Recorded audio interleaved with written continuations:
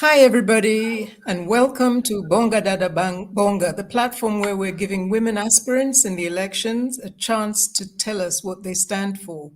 We've heard a lot from the guys. Women have a slightly different agenda and a different motivation, and we want to hear what they're thinking. With me today, I'm going to be talking to Mildred Ngesa, my sister, powerful woman, trainer, leader, motivator, and my brother Irungu Houghton, who many people in Kenya know as a human rights defender. And I want to welcome them both. Tonight's subject, we wanted to delve into the issue of misinformation and misrepresentation. It's become such a big problem, especially with social media, but also offline. So you find like women are facing a lot of harassment in terms of leakage of their private details, distortion of their messages, distortion of the law that allows them to run. We want to get into all of these issues and see how it affects the space that women are trying to carve for themselves as representatives of the people. I'm going to call first of all on my co-host, Mildred, to introduce herself, tell us a little bit about who she is and what motivates her to be here. And then we'll come back and I will tell you a bit about a guest. Unfortunately, she was not able to join us. She had a conflicting, this is election time. So we were expecting Mama Alfelt, Mumbo, Abio in the studio, but we did manage to speak to her a couple of days ago. And we're going to play back what she had to say. Also engaged in the campaign period and unable to make it to the studio, held up elsewhere, was Pamela Ateka. But we do understand it's a crazy time. We've got 30 days until elections. So we do understand when they can't make it here. For now, let me ask Mildred to come in. Thank you. Thank you very much, my sister Rose. What an amazing, awesome platform to be in. And I really want to be in this platform. When you say bonga, dada bonga, is speak, sister, speak, or talk, my sister, talk. And incidentally, I think the whole of last month, I've been teaching or facilitating sessions, urging women to speak. And I've been urging them saying, speak, even if your voice is shaking, speak. Even if there are tears in your eyes, speak. Even if you're feeling threatened and very unsure and shy, speak. So this is a wonderful platform to be here. Thank you very much for having me in the space. Like you have said rightfully, I am a transformational life coach, but I am most importantly a women's rights advocate, a Pan-African women's rights advocate, a media and communications expert, an author, and an inspirational speaker. Well, at the core of what I do is how to motivate and inspire women to rise to their full potential, especially in leadership. So I'm absolutely honored to be in this space and really looking forward to the conversations that we're going to have. Thank you, Rose.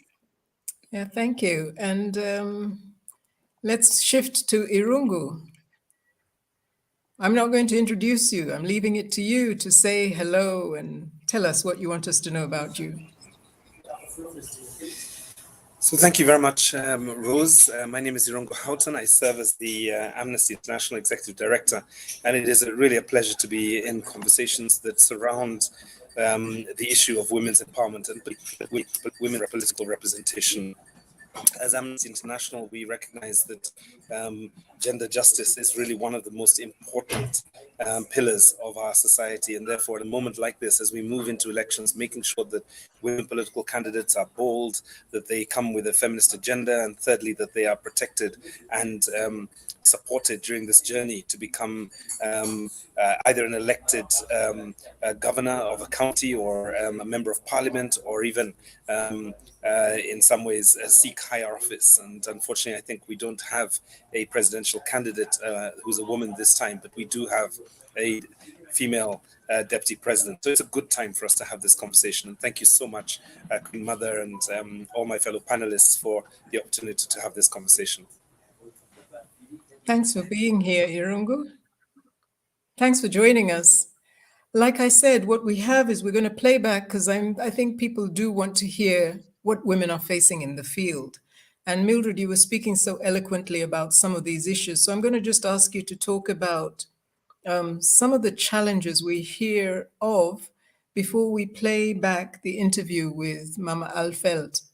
And I'll ask that we just play maybe 5 minutes of what she said so that we can again come back and talk about it and discuss it. Thank you, Rose.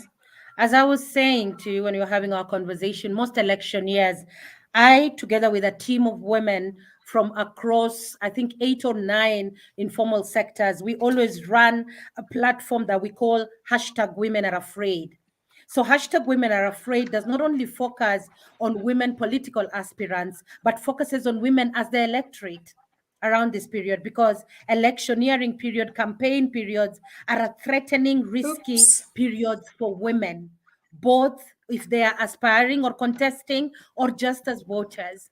And what we were saying is that we can strengthen and enhance the capacity of women running for office, and we sure do. We need to do that. But even as we strengthen, we should never lose focus of the fact that women generally are at risk and are threatened anytime there is heightened political activity.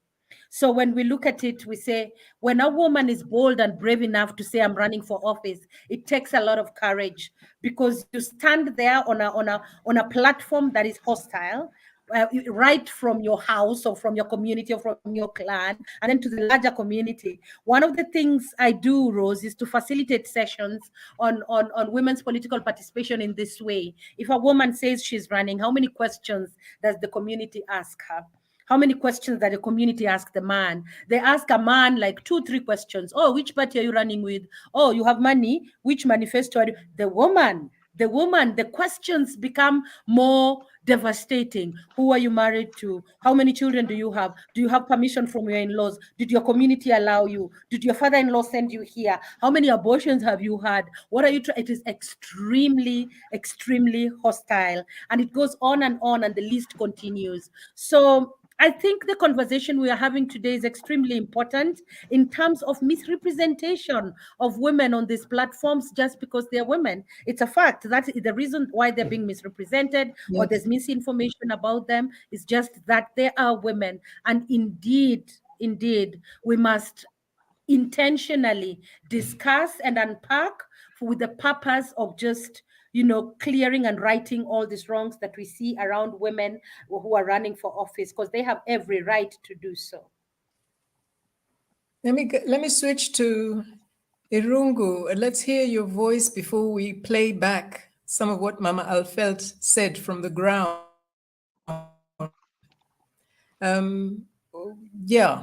Your response to what Mildred is saying, the biases.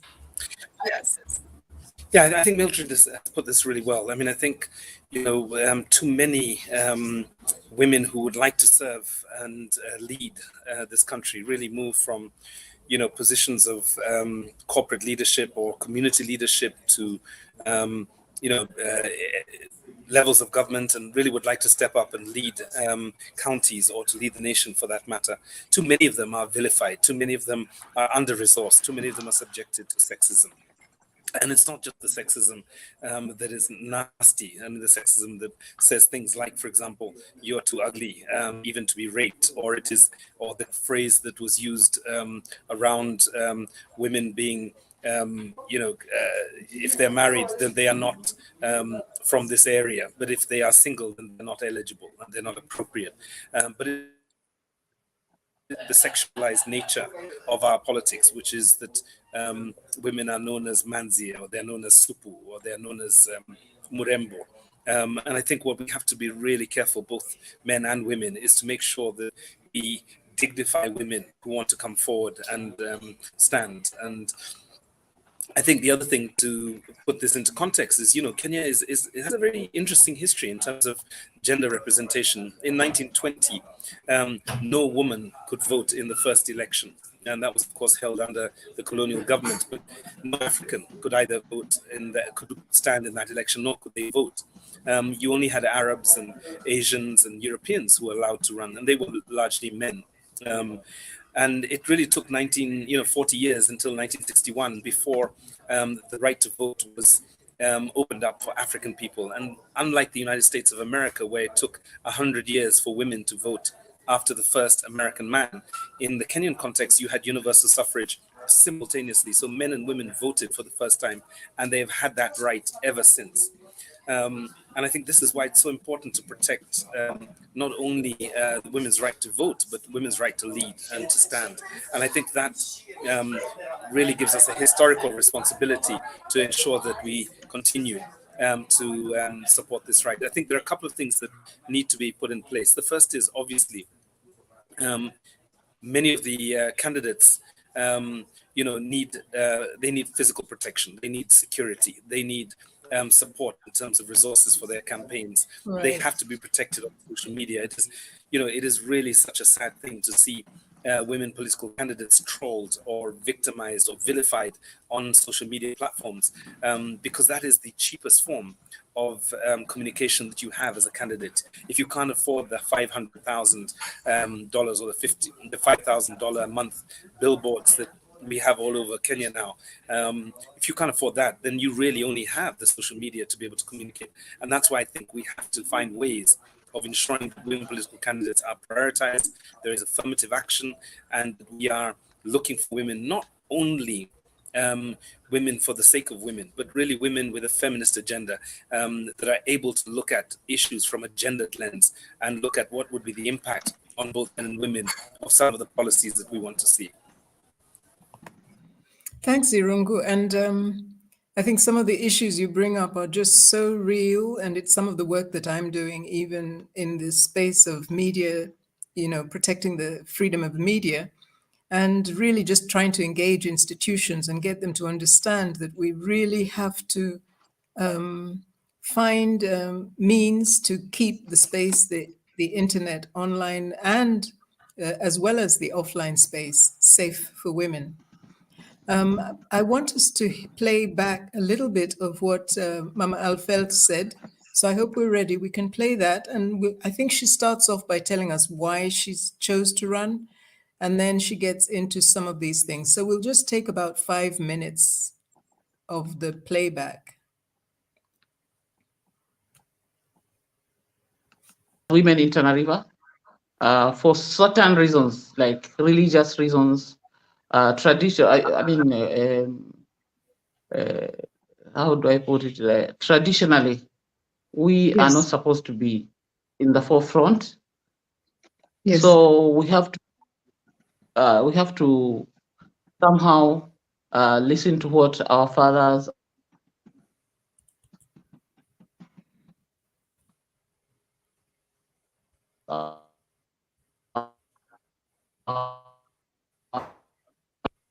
my father didn't have school fees. Sorry, there's a lot of interruption. There's a lot of interruption, but I think we understand. I think I'm trying to just keep quiet so that you just tell your story. I think the viewers will understand that yes, when I was going to school. Okay. Yes. When I was going to school, my father did not have school fees to pay for me. So he went to my uncles or relatives who are well off, and he asked them to loan him some money so that I can go to school. And they told him, why would you worry about a girl? She'll get married. Why are you bothering to get money? You're just wasting your money. Yes. That's the type of attitude that was there. But I'm glad today things slowly are changing. Yes. Things are changing slowly because from what you can see is that a lot of girls are going to school without discrimination. But at that time of ours, it was only boys who were supposed to go to school. Girls will get married anyway. So, and the issue of also early marriages, which I'm trying to also tackle now, so that it's not like the victimization of the girls because there's no money to take them to school. You sacrifice the girl, you let the boy go to school. Yeah. At least that is fading slowly. Then when I come to my agenda, okay, I'm a ICT consultant by profession. I was a lecturer at Kenya Utalii College. Yes. Yes, and finally I left Utalii College and started my own company. I did assembly of computers. Then I saw the business was not that good. I was trained and educated in Germany. One of the lucky people through the Kenya government, through a Kenya government scholarship, DPM, and the German government. So yes, when I came back, I left Kenya Utalii College and decided to do my own consultancy firm, where I was consulting even for the Kenyan government, the IFMIS project. I consulted for Somaliland. I consulted for Sudan. I tried to do, okay, for any ICT matters, strategy and policies. Yes.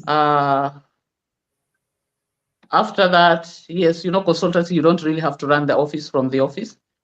That's when I started getting more involved in social activities, political activities. And yes, I was in activism until 2013, when now I first ran for women rep position. I tried that one because I knew there was no chance for me in the community to get up. They will choose the man for any political seat.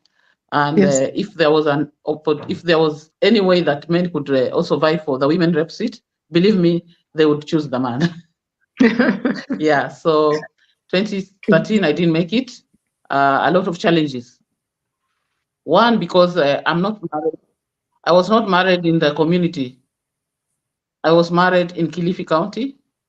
Yes. And I come from Tana River County. So obviously they say this one is not one of us. They suspect you. Unfortunately, even in Kilifi,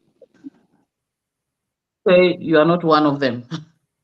So you are just somewhere in between. Then 2017, I also contested. Again, I didn't make it. You can stop there. But I have not given up because I believe there's something that I can do for my people. There's something that I can do for the woman of Tana River. We can stop there. We can stop there, Queen Mother. I think what you... Queen Mother, we can stop? We stopped. Yeah. Wow. I think she just kind of validates everything that we've been saying so far. I know Irungu is going to leave us pretty soon to go and interview one of the presidential candidates, I think. He needs to pose some human rights questions to him. So I'm going to ask you, first of all, to jump back in and respond to what she said and, you know, the whole thing of misrepresentation, because she began to talk about it, not belonging in one place and not belonging in another place, and that's being used against her in the campaign as a campaign weapon. Yeah. So first of all, just to thank the political candidate. I had a little bit difficulty hearing most of it, but just to thank our sister for your courage, for your willingness to serve people that may not even recognize what you can offer them. And you know, I think we always have to look at this in a historical context. There was a time when, you know, it was considered that Black people couldn't govern themselves, that they could not understand the complexity of managing a democratic or a modern state. They didn't understand agriculture at a scale. They didn't understand the criminal justice system. And, you know, it took a long time to realize that actually not only could we have African pilots, but we could have African judges, and we could have African executives, and we could have African prosecutors and police officers. And I think, that struggle was waged by people with vision and determination to make sure that everybody had an equal opportunity. So I think what you are doing is essentially part of the history of the making of Kenya. And we will look back at this time and we will say, how ridiculous was it that we used to push women back into a corner when we knew that they could lead. We just simply wanted to leave the playing field for men. And I think this was my first thought as I was listening to you.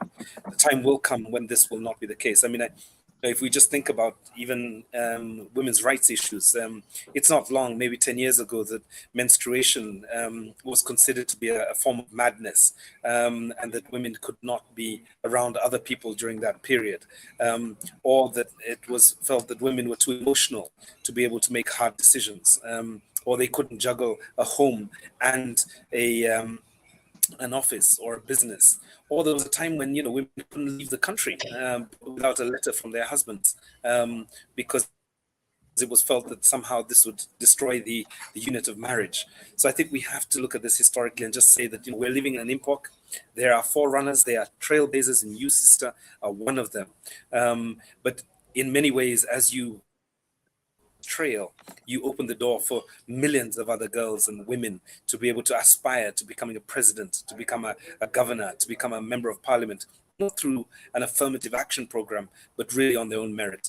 So I thank you very much for the opportunity to discuss this topic. And just to say that as Amnesty International, we have been in Tana River 4 or 5 times in the last 3 months to work with the local communities to identify what are the human rights related issues that they would to bring to the conversations. And of course, the gubernatorial debates that have started already are things that we are supporting, because we feel that it is all too important for candidates to be able to test their ideas with their future employers. These are not media debates. They're not even forums for the public to listen. They're forums for employers to figure out who they want to employ for the next 5 years. So thank you very much, and I look forward to seeing the rest of this recording. Good luck with the elections. Thank you, Irungu. And make sure you ask all the tough questions that we can't ask, and don't forget the ones on women's rights. And can we have any of those people on this show? I'm sorry, I missed that question. I said, if as you are busy on your next assignment, your next appointment, your next meeting, if there's anyone there that you think would be good for this show, we'd love to have them. Yep, I'll do that if I can see it. At the moment, I'm interviewing a very male politician, so that may not be probably the best thing for this comment. But let's keep our eyes out. There's some wonderful women running in these elections. Let's get them on the show, and actually let's get them to ventilate their ideas with us. Thanks. Thank you too. Thanks, Blessings. Yeah. Mildred, what was your sense? I mean, what struck you about what Mama Alfelt had to say?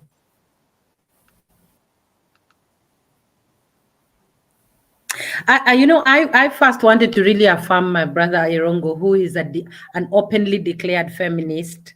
And I love that he insists that when we can have feminist leadership, and that is so important.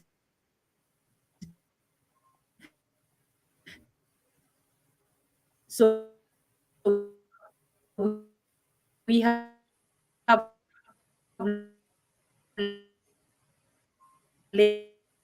You're breaking up the signal. And layers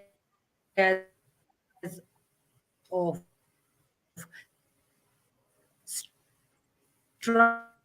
struggles is to see her do what she's doing now. That it is so important for them to watch her run for office, that it is so important for them to just see her stand and say, despite everything else, I'm running. And the importance of that is that the girls and young women see that it can be done. that we are here, that we are counted, that we are visible. Because in many ways, girls and young women in leadership have been invisibilized. So I just want to affirm her really, really, just for the, first of all, for the move to say I'm running in Tana River. As we know our country, there are regions that are much more entrenched into what I clearly know is patriarchy than others. So because of cultural bondage or cultural distinction, you see, there are regions that are extremely much harder for women than others, and Tana River is one of them. So I affirm her for her courage and bravery for just taking up the challenge to run. She brings out issues that are critical and actually run across most of the platforms that we know of when women attempt to run. And so this is the reason why it is important for us, not only collectively as women's rights advocates, but as a country right there, to ask ourselves critical questions about gender equality and women's empowerment. What have we signed on to? What do we subscribe to? And if we have totally subscribed to all these international, local, and regional policies on women's equality and gender empowerment, on gender empowerment and women's equality, we have then to ask our governments, our countries, if you have signed on to the Maputo Protocol, why are the women in Kenya still missing in the faces of leadership? If you have signed on, why do we still find women victimized in leadership platforms and spaces? If you have signed on, why are we seeing women's voices still muzzled? But even to make it more recent for our situation now, as we are gunning for the elections, we have, as women's rights advocates, push the political parties to say, listen, how many of you have actually adhered to the 2/3 gender rule? How many did you nominate? How many did you bring on board? How many are we supporting? But also really to question all these political manifestos brought forward by political parties so that women's faces are visible and voices are heard. It has to be tangible. I'm excited in a way that it looks like we are covering quite a bit of ground. Yes, a lot still needs to be done, but we are covering ground, and the point is not to stop. So women like my sister from Tana River inspire me a lot, because Tana River is extremely, extremely hostile. I know in terms of culture, in terms of socialization. So for her to stand, it is bravery and courage that I affirm. And isn't it just so amazing? I mean, I listen to stories like hers, and you just wonder, it's almost like she's a miracle. She's a miracle that she's this trained IT specialist who has worked at the highest levels of government. She's an advisor to government. She's an advisor to World Bank. But it was actually not going to happen because there was no school fees. The boys were favored. And it's literally a series of accidents that we have this amazing woman offering her knowledge and her experience and her service. It's a story we hear too often. And I think she sounds like she's one of the pioneers in the ITC sector, because she was studying this thing long before we had heard about it. And yes, just an all-round miracle. Really, we really do need to affirm these women who constantly never give up. They never give up, even in the face of no, you can't be, no, you can't be, no, you can't be. Here she is, and she is. She is. Yes. Absolutely. Absolutely right, Rose. And I am just told to we have a add, guest, a gentleman.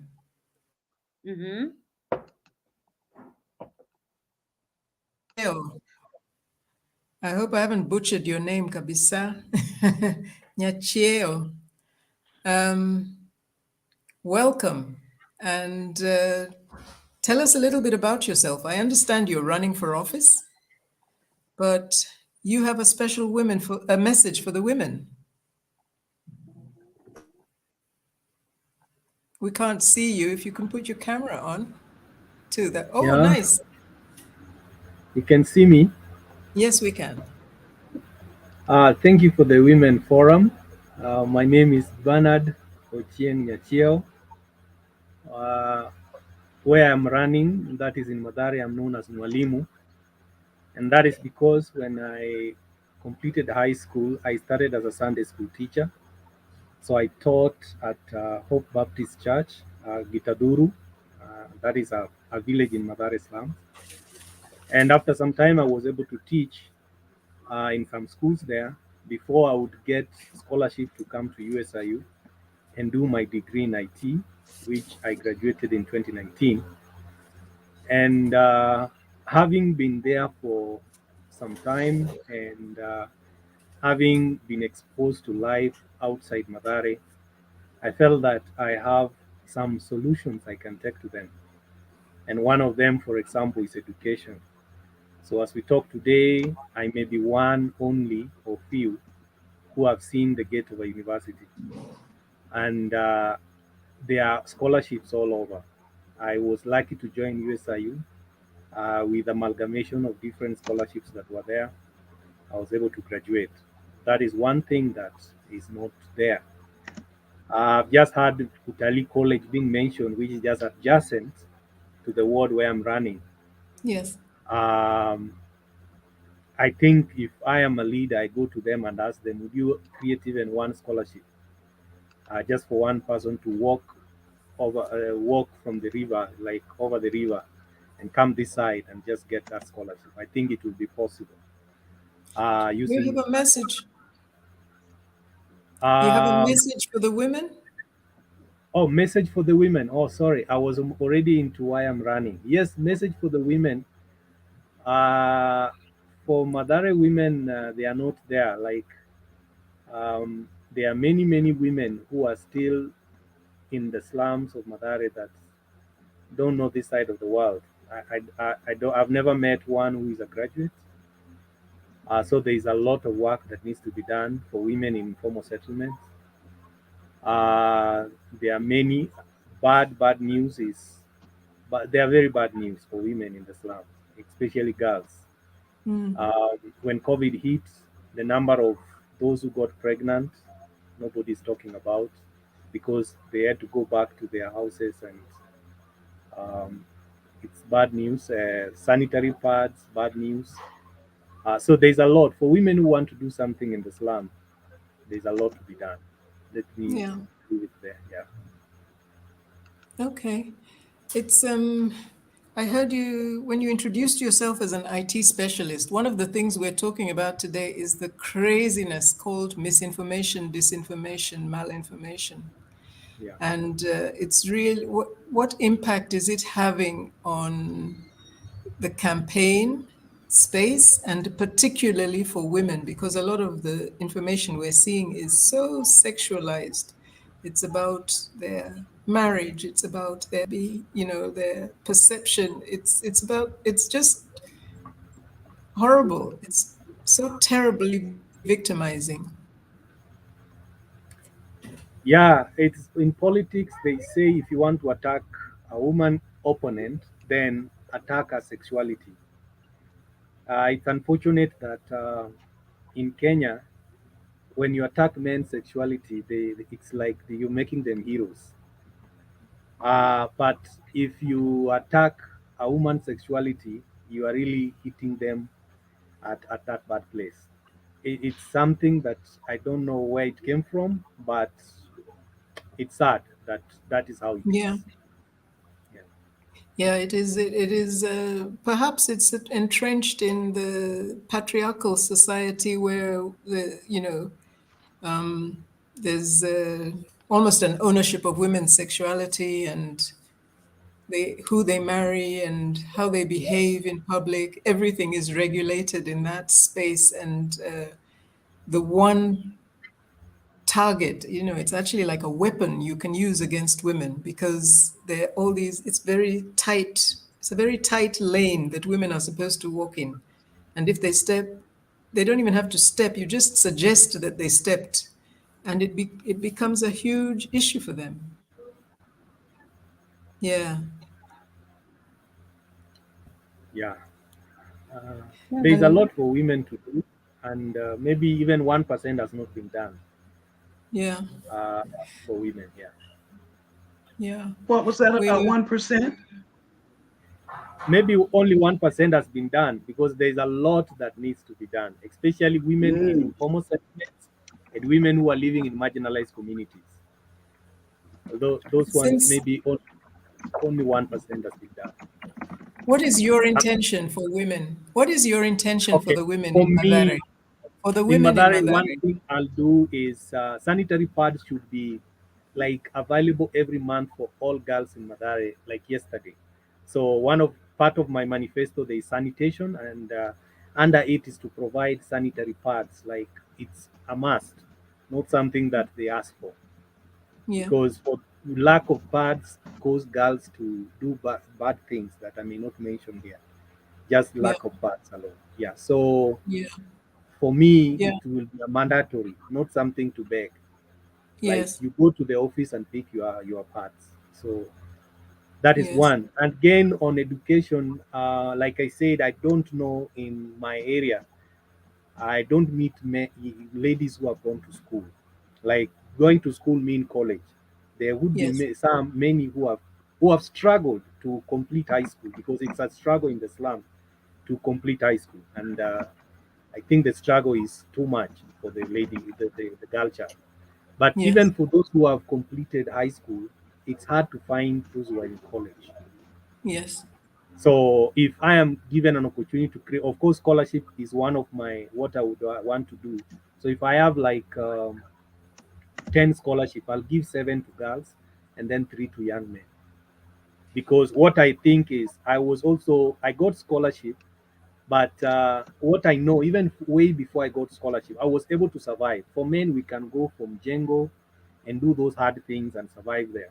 But sending a lady to go and do those tasks is something else. So they need education to go up.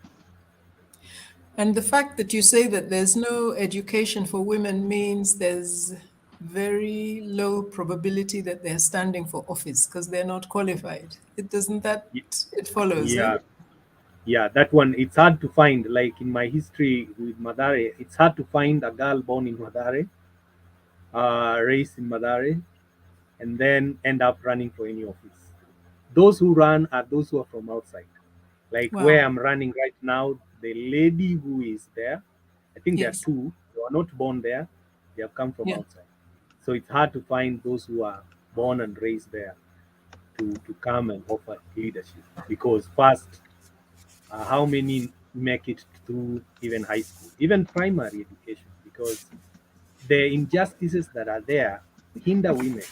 Girls, I'm sorry, but there are very bad cases for girls. Yeah. We often think of marginalized areas. We tend to think of them as being outside the city, not inside the city. We forget that there's that marginalization inside the capital city, Nairobi, in a place like Mathare. And it's very, very inspiring to hear from people like you who are overcoming and pulling others, and we hope that those others will be equally women. For now, let me just go back to Mildred and ask her. Mildred, are you there? I'm here. Thank you, Rose. I want to address Mheshimiwa Mwalimu briefly because I'm listening keenly to what he's saying. And I want to address him as a leader from Mathare, and he understands the problems in Mathare. Point number 1, Mwalimu knows very well that his electorate is women. The bulk of his electorate in Mathare, even actually 70%, is women. And so when I meet young, aspiring, fiery leaders who should be transformative leaders, just like Mwalimu, and I assume he's transformative, I really like to understand the specific intentional focus that he has for women when and if he's elected to office. I know and I appreciate that Mwalimu has outlined the issues that affect women, but I need him as a leader to speak it out and say, yes, because of patriarchal tendency, because of this, how society is socialized, women are undermined, they're discriminated, they're violated, they are attacked, and even during elections they will be attacked and suffer more consequences. There will be sexual violation and sexual abuse of women purely because they are women. When I work with women in Mathare, Mwalimu, my hope is that somebody would come in and say, my specific focus is on the safety and security of women because they are threatened. But I hear you. And my hope is that as you aspire, as you go towards election, and if you win, and all the best to you, is that you take the women's card as a personal responsibility, because there has to be a reason why you're in this space today where we are discussing issues about women. Then in my view, it must be that you truly do believe and feel the power of women, feel the threats and risks that women follow, and you are the new leader in Mathare who's going to shift this dynamics and this mentality.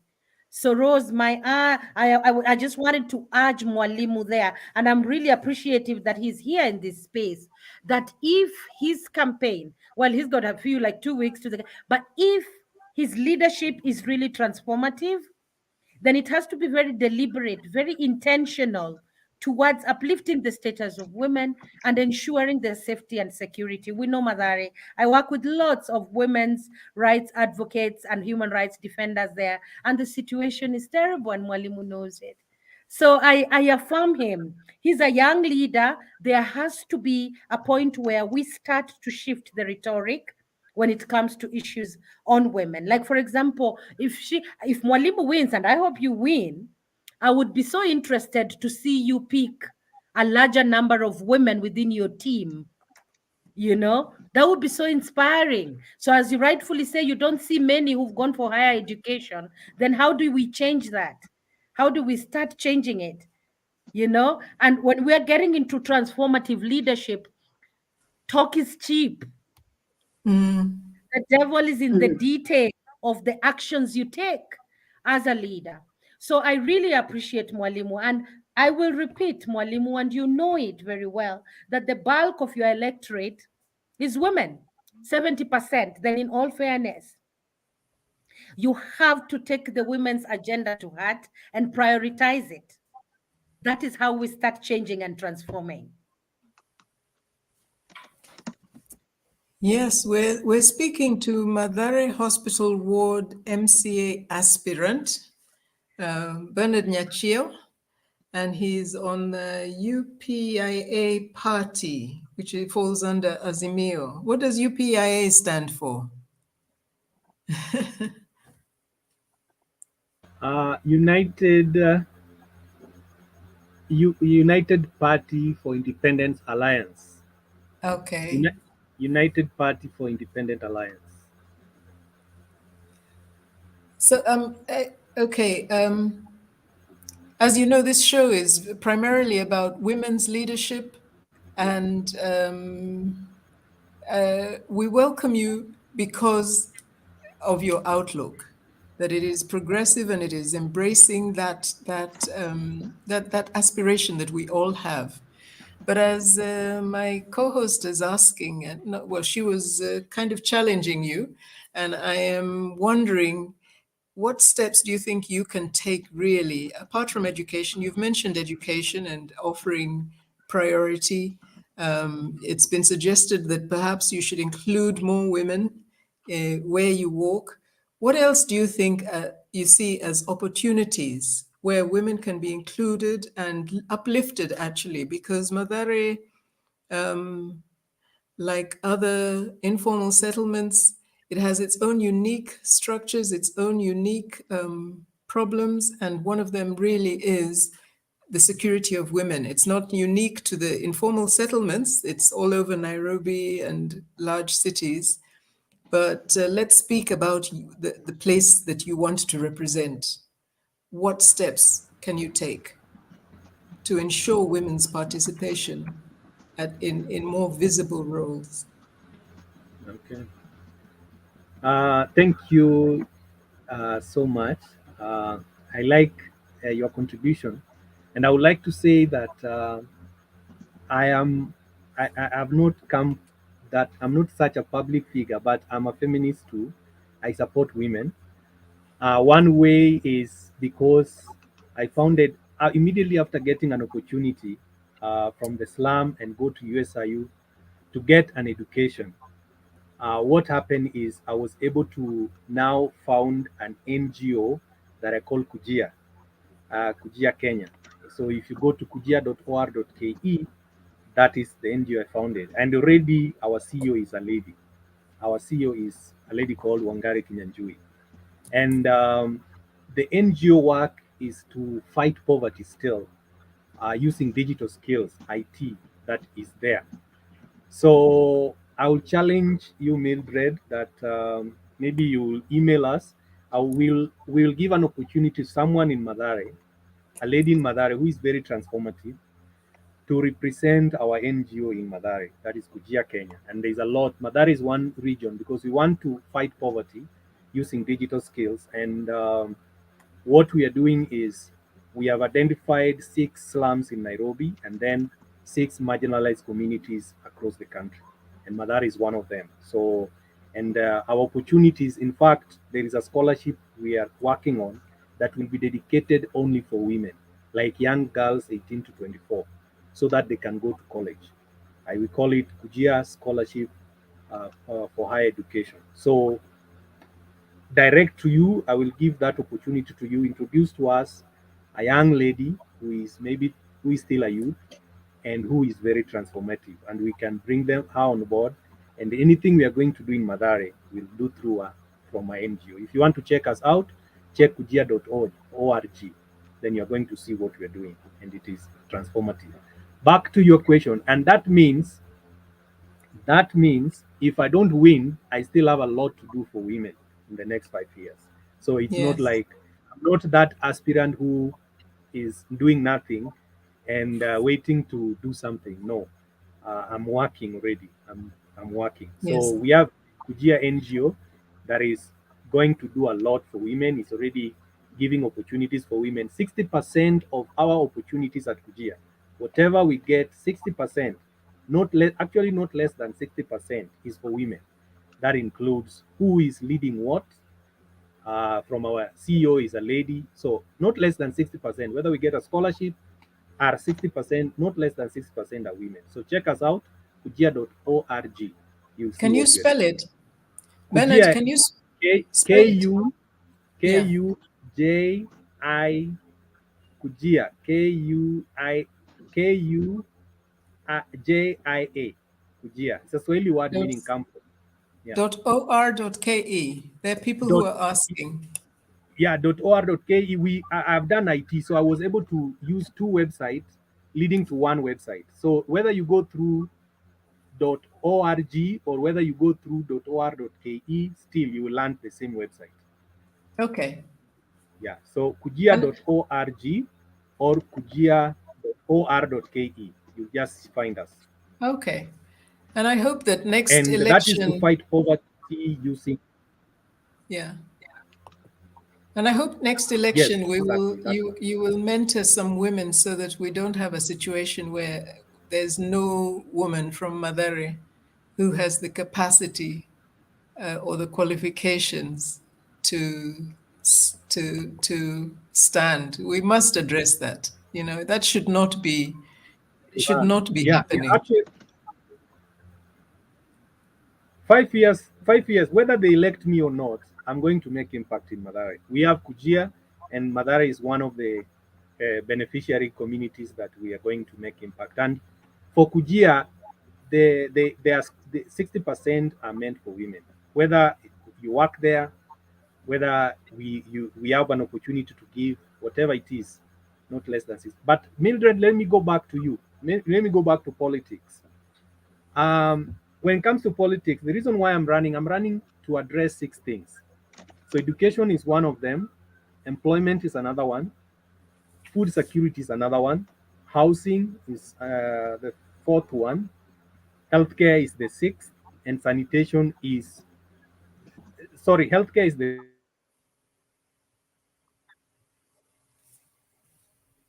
Yeah.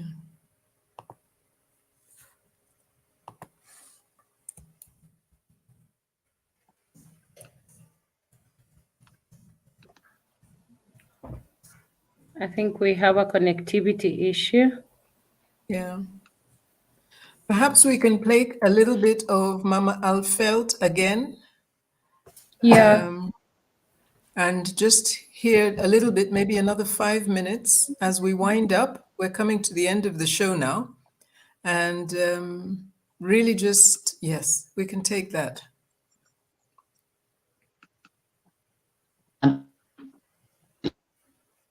Of Tana River. Apart Tana River, we are blessed with resources. We have a river, we have land. Yes. And we can feed the whole the food basket of this country. And I know together with other leaders, we can be able to achieve that. Then there's the issue of education. We are still far much behind. And I feel for the same reason we don't have a university, our education facilities, our schools are still not equipped enough. We don't have enough teachers.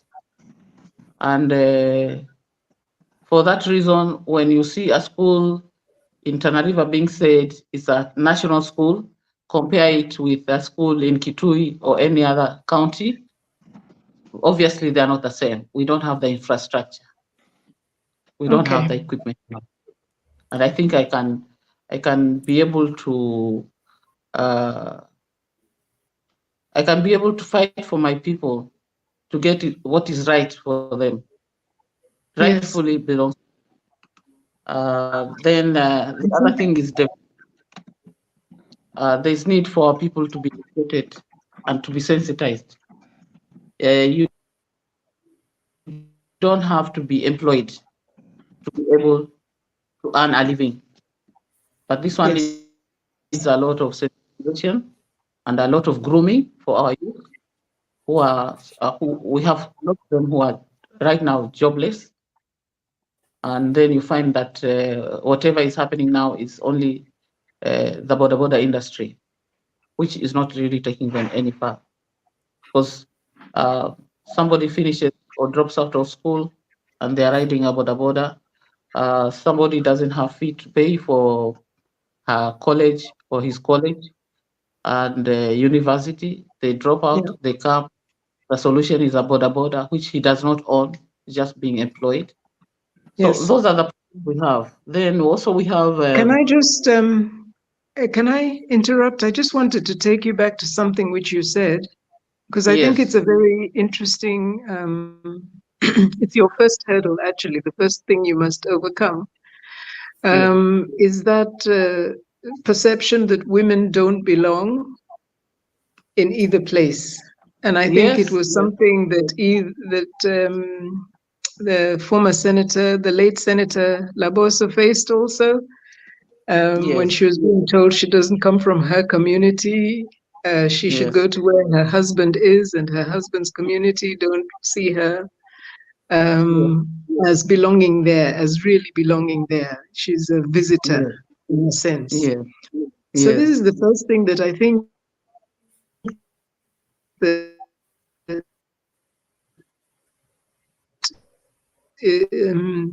ask you, how are you overcoming this? How are you, what gives you confidence this time to run again? Like I said, is that things are changing, although at a very slow pace, and people are beginning to accept when they see examples of course, Laboso, the late Laboso. We have Wavinya Ndeti, we have Mildred. You know, we have quite a number of ladies, even Cecilia Mbarire. They are married.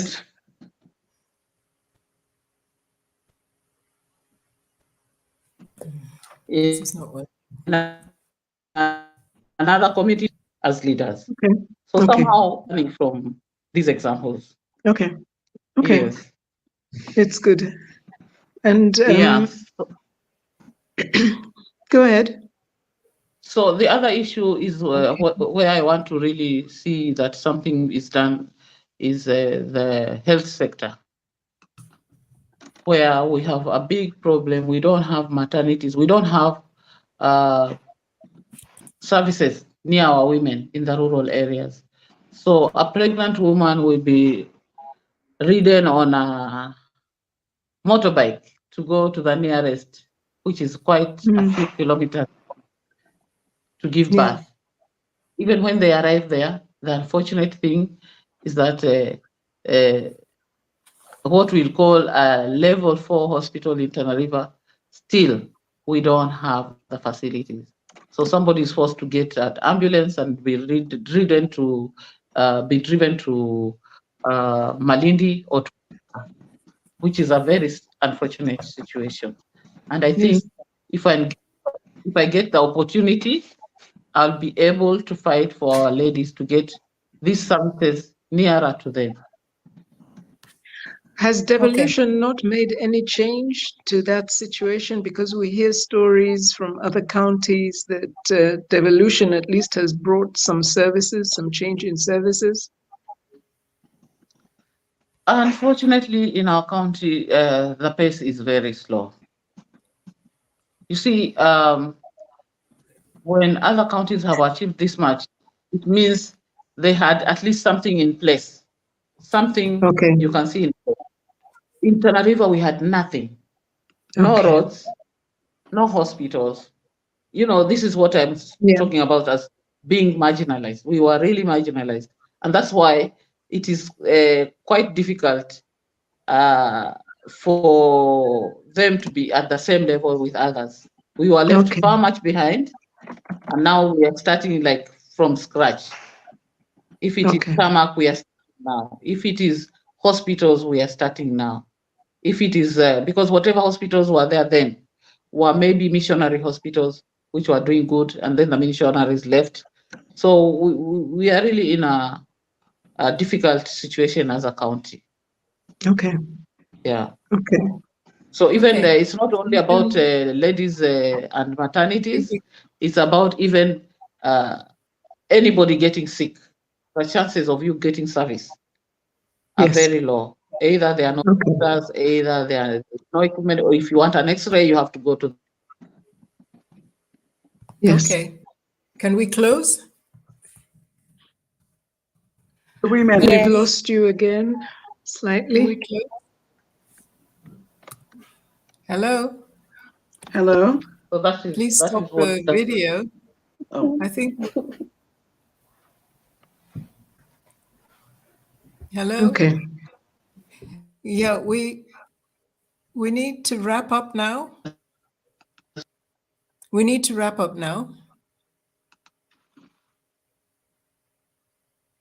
Yeah, sorry. The interference on the video, I hope it wasn't too distracting. I think it really tells you about some of the challenges these women face. When we interviewed Mama Alfelt, she was in Tana River in a remote place, and she had to look for a hotel just to connect to us. And you can see that the connectivity was not the best. We're coming to the end of our show. I want to give my co-host Mildred a chance to wrap up, a sentence or two. What do you want to say? And we will be back, but for today. Thank you, Rose. And thank you, Queen Mother. What a wonderful session we've had. You know, either way we look at it, the horse of women's emancipation in political participation has already bolted. And I am glad to live in this era where that horse has bolted. So the question is the direction towards where the horse is bolting. Who is blocking her path as she bolts? And who is enabling her to continue pursuing that which is rightfully hers?